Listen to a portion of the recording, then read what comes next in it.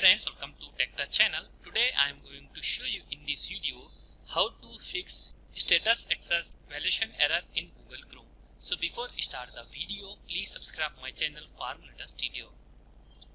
Guys, first of all, restart PC or your laptop, then check your problem solved or not. If not, open your Google Chrome, then click on three dot top right side corner, click on settings. In this, little bit scroll down. See here, reset settings. Open this option. Restore settings to their original defaults.